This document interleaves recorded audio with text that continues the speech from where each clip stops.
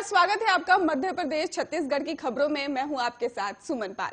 मध्य प्रदेश के मुख्यमंत्री शिवराज सिंह चौहान ने लिखा कि रानी कमलावती और भोपाल की अंतिम हिंदू रानी थी और कमलावती अदम्य साहसी और निडर महिला थी। नारी अस्तिमा धर्म और संस्कृति की रक्षा के लिए रानी कमलापति ने ही जल समाधि लेकर इतिहास के पन्नों में समिट स्थान बनाया था। उन्होंने कल लिखा था कि महान परंपरा और विरासत का निर्वहन करते हुए रानी कमलापति ने ही नारी अस्तिमा पर चोट नहीं आने दी। उन्हें सब कुछ गंवाना पड़ा, लेकिन वे आगे से झुकी नहीं है वो। और चौहान ने लिखा कि रानी कमलापति का जीवन हमें प्रेरणा देता है कि अपने धर्म की रक्षा और कर्तव्य निर्वहन के लिए बलिदान देने से भी पीछे नहीं हटना चाहिए।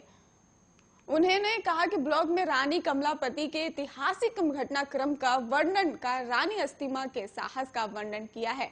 आपको बता दें कि हबीबगंज रेलवे स्टेशन का नाम रानी कमलापति के नाम से तब्दील कर दिया गया है और शिवराज सरकार ने केंद्र सरकार को प्रस्ताव भेजा था, जिसे मंजूरी मिल गई है। बता दें कि 450 करोड़ के प्रोजेक्ट वाले हबीबगंज स्टेशन को पीपीडी मोड में ही तैयार किया गया है। हबीबगंज स्टेशन देश का पहला ऐसा स्टेशन बन गया है जहां एयरपोर्ट की तरह वर्ल्ड क्लास सुविधाएं यात्रियों को मिल सकेगी। इस स्टेशन पर लोग बिना भीड़ भाव के ही ट्रेन की बर्थ तक पहुंच सकेंगे। जो कि यात्री स्टेशन पर उतरेंगे वे भी अलग अलग मार्गों के जरिए स्टेशन के बाहर सीधे निकल जाएंगे। इस रेलवे स्टेशन का नाम हबीब मियां के नाम पर रखा गया है। पहले इसका नाम शाहपुर हुआ करता था। साल 1969 में ही हबीब मियां ने रेलवे के विस्तार के लिए अपनी जमीन दान कर दी थी, जिसके बाद इस रेलवे स्टेशन का नाम उनके नाम पर पड़ गया। एमपी नगर का नाम गंज हुआ करता था, जिसके बाद हबीबगंज को मिलाकर हबीबगंज का नाम मिला है।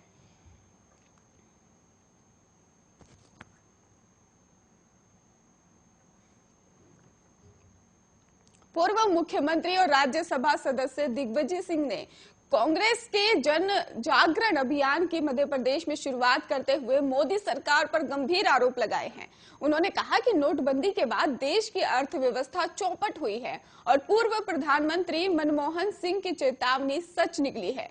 मनमोहन सिंह ने कहा था कि नोटबंदी में जीडीपी में कम से कम 2% का नुकसान होगा।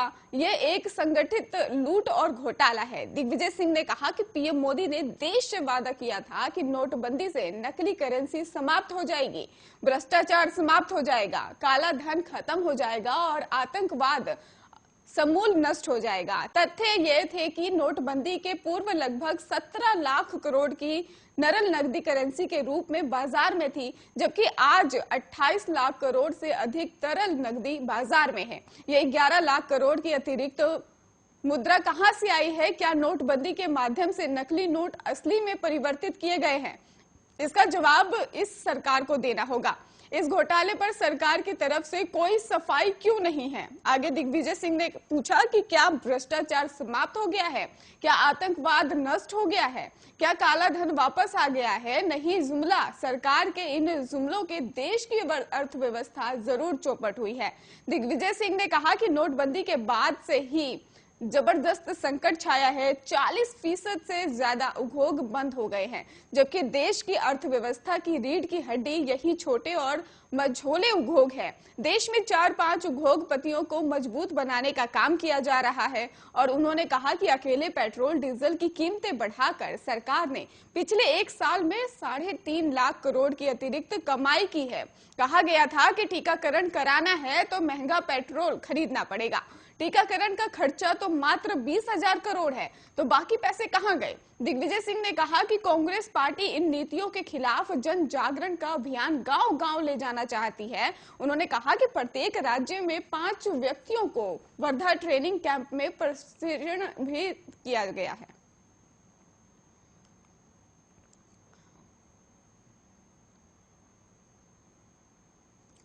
जल संसाधन मंत्री तुलसीराम सिलावट ने एमजीएम मेडिकल कॉलेज के अधीनस्थ सभी शासकीय अस्पतालों के अधीक्षकों से जिले में प्रदान की जारी स्वास्थ्य सुविधाएं के उन्नयन के संबंध में रेसिडेंटी कोड ठीक में ही भी बैठक आयोजित पे चर्चा की है और इस अवसर पर सभायुक्त doctor Pawan Kumar Sharma, MGM medical college के डीन डॉक्टर संजय दीक्षित सहित संबंधित शासकीय अस्पतालों के कई विभाग के अधिकारीकरण की उपस्थिति रही और बैठक में मंत्री सिलावट ने जिले के एमटीएच अस्पताल को ही आदर्श अस्पताल के रूप में स्थापित किए जाने हेतु दिए गए निर्देशों के अनुपालन में किए जा रहे कार्यों की समीक्षा की। मेडिकल कॉलेज के डीन डॉक्टर संजय दीक्षित ने बताया कि अस्पताल को आदर्श अस्पताल बनाने हेतु शासन से 102 करोड़ रुपए की राशि स्वीकृत की गई है,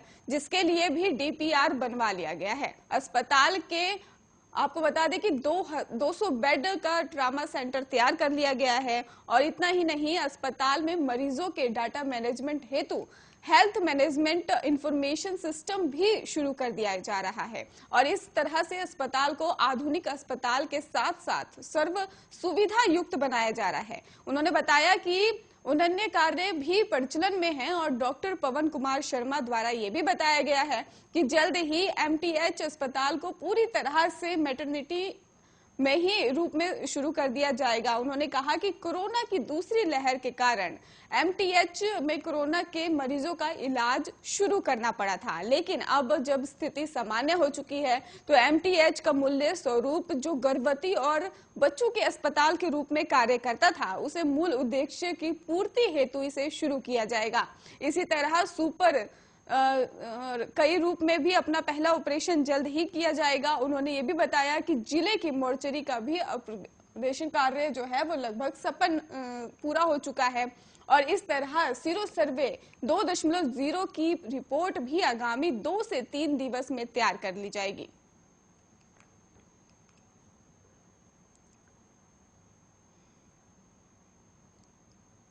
स्वास्थ्य, शिक्षा और स्वच्छता में प्रदान की जाने वाली सेवाओं में कोई समझौता नहीं किया जाएगा।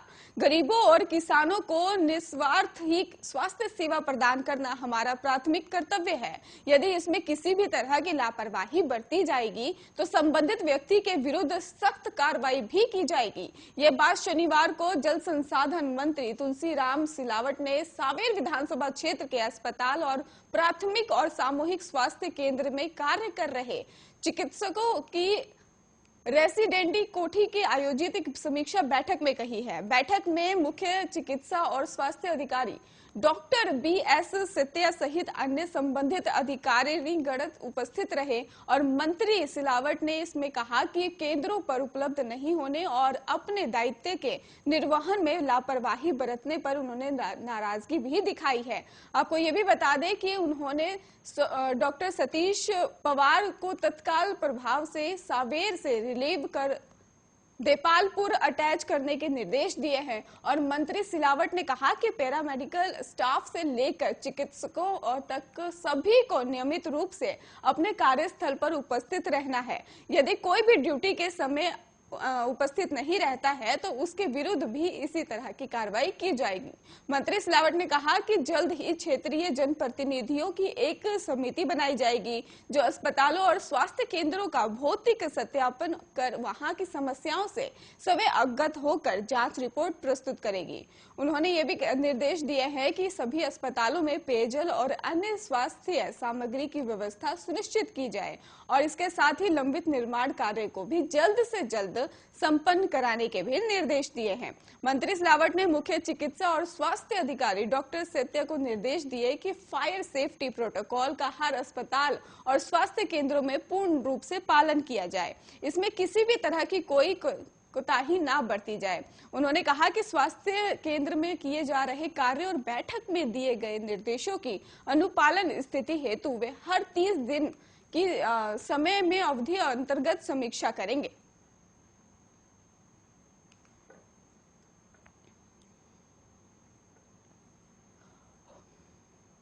हाईकोर्ट की डबल बेंच ने परिवहन विभाग में ऐसी सेवाएं पर शुल्क लेने जो देश के अन्य राज्यों में मुफ्त में दी जा रही है उन पर स्पष्टीकरण मांगा है, जिसमें ऑनलाइन फीस जमा करने के दौरान 70 रुपए एडमिशन चार्ज के जाने की भी मामला जो है वो सामने आया है। हाईकोर्ट ने इसमें सुनवाई के दौरान कहा कि देश के 33 राज्यों में लोगों को जो सेवा निःशुल्क दी जा रही है उनके लिए प्रदेश में क्यों रुपए दिए जा रहे हैं। इस पर परिवहन विभाग स्पष्टीकरण दे रहा है और इस याचिका की अगली सुनवाई अब 23 नवंबर को होनी है। विभाग को शपथ पत्र के साथ जवाब देना होगा। प्रदेश परिवहन विभाग और केंद्रीय परिवहन विभाग के बीच जो करार हुआ है उसके अनुसार ही ये सेवाएं निःशुल्क दी जानी चाहिए, लेकिन इसके लिए 70 रुपए लिए जा रहे हैं। आपको बता दें कि इसमें स्मार्ट चिप कंपनी पर हर महीने 2.5 से 3 करोड़ रुपए के बीच कमाती है और साल भर में 30 करोड़ रुपए कंपनी को मिल जाते हैं। जनता का पैसा एक निजी कंपनी को दिया जा रहा है और याचिकाकर्ता का तर्क है कि कंपनी का ठेका दिसंबर 2018 में खत्म हो गया है, फिर भी कंपनी काम कर रही है, जबकि ये कार्य NIC से लिया जाना है ताकि लोगों को सेवाएं निःशुल्क मिल सके। और परिवहन विभाग की ओर से कहा गया है कि स्मार्ट चिप कंपनी से करार के तहत कार्य किया जा रहा है। कोर्ट ने इस पर नाराजगी जताई है। बहस के दौरान कोर्ट ने कहा कि क्या मध्य प्रदेश देश से अलग है, और ज्ञात हो कि इस मामले में स्मार्ट चिप कंपनी ने भी जवाब देने की इजाजत मांगी थी। कोर्ट ने 25,000 के हर्जाना जमा करने पर जवाब देने की इजाजत दी थी।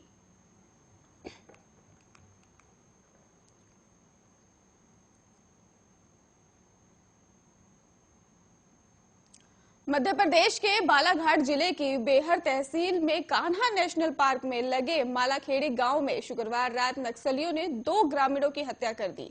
इसके बाद नक्सलियों ने घटनास्थल पर पर्चे भी फेंके हैं, जिसमें लिखा हुआ था कि पुलिस के लिए मुखबिरी करने वालों का यही अंजाम होगा। पर्चे में पुलिस अधीक्षक समेत अन्य अधिकारियों को धमकी भी दी गई है। पुलिस अधीक्षक अभिषेक तिवारी ने कहा कि मृतकों के नाम संतोष और जगदीश यादव है। इनकी उम्र 45-50 साल के बीच में है। पर्चे में चेतावनी दी गई है कि पुलिस अधीक्षक समेत सभी अधिकारी सुधर जाएं, वरना उन्हें अंजाम भुगतना होगा। और मृतकों के शव बरामद किए जाने पर भी पुलिस बल मौके पर रवाना हो चुका है। और छत्तीसगढ़ के बीजापुर जिले के नक्सलियों से अपहरण किए गए कई विभाग के 2 कर्मचारियों में से एक चपरासी लक्ष्मण को नक्सलियों ने रिहा कर दिया है। वहीं विभाग के सब इंजीनियर अजय रोशन अभी भी नक्सलियों से चंगुल में बताए जा रहे हैं। दरअसल बृहस्पतिवार सुबह सब इंजीनियर अजय रोशन और पियून लक्ष्मण जिले के बीजापुर थाना क्षेत्र के मनकेली गौरम गांव में ही चल रहे एक सड़क निर्माण कार्य का निरीक्षण करने पहुंचे हुए थे। लेकिन काफी समय बीत जाने के बाद भी वापस नहीं आने पर ही पुलिस को इसकी जानकारी दी गई। इस दौरान पुलिस को दोनों ही कर्मचारियों को नक्सलियों द्वारा अगवा करने की सूचना मिली।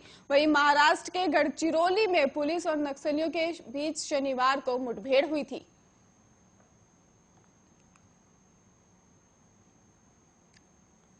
छत्तीसगढ़ की राजधानी रायपुर के कांग्रेस दफ्तर में प्रदेश के गृह मंत्री धर्मध्वज साहू और कृषि मंत्री रविंद्र चौबे ने प्रेस कॉन्फ्रेंस के दौरान हैरान करने वाले खुलासे किए हैं।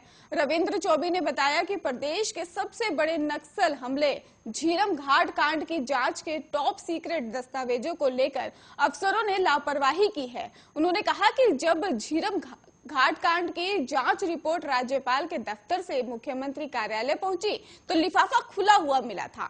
इससे रिपोर्ट के लीक होने की आशंका को बल मिलता है और जब सीएम ऑफिस से खुले लिफाफे की रिपोर्ट को वापस लौटा दिया गया, बाद में इस सील बंद लिफाफे में दस्तावेज भेजे गए।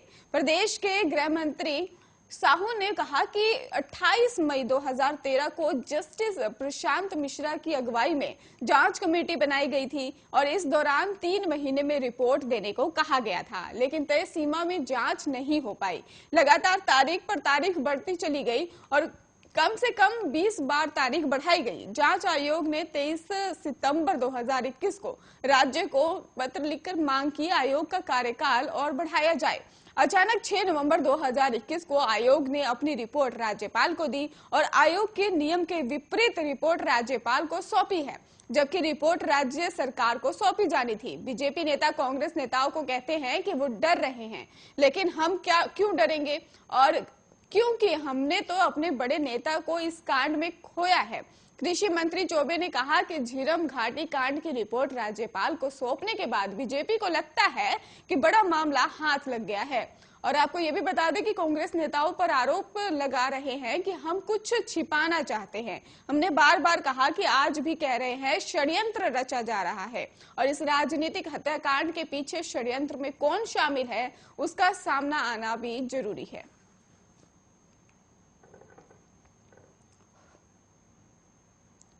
पंजाब राजस्थान के बाद कांग्रेस आलाकमान ने अब छत्तीसगढ़ कांग्रेस के हालात का जायजा लिया है। शुक्रवार को राज्य के मुख्यमंत्री भूपेश बघेल ने कांग्रेस अध्यक्ष सोनिया गांधी से भी 40 मिनट तक मुलाकात की, और इस दौरान उन्होंने राज्य सरकार की योजनाओं और आगामी 2 साल की भावी कार्य योजनाओं की जानकारी भी दी। सीएम ने सोनिया गांधी को प्रदेश के राजनीतिक हालात के बारे में चर्चा की और एक रिपोर्ट उन्हें सौंपी है। बघेल ने बताया कि कोरोना के कारण लंबे समय से उनकी मुलाकात कांग्रेस अध्यक्ष से नहीं हुई थी। सोनिया गांधी से मिलने के लिए उन्होंने समय मांगा था, और इस दौरान उनसे मिलकर ही प्रदेश के राजनीतिक मुद्दों पर भी चर्चा हुई है। यूपी चुनाव के वरिष्ठ पर्यवेक्षक होने के नाते ही बघेल की प्रियंका गांधी से भी मुलाकात हुई, और इन दिनों उत्तर प्रदेश के कांग्रेस कार्यकर्ताओं के लिए छत्तीसगढ़ भवन कांग्रेस का मुख्यालय बन गया है।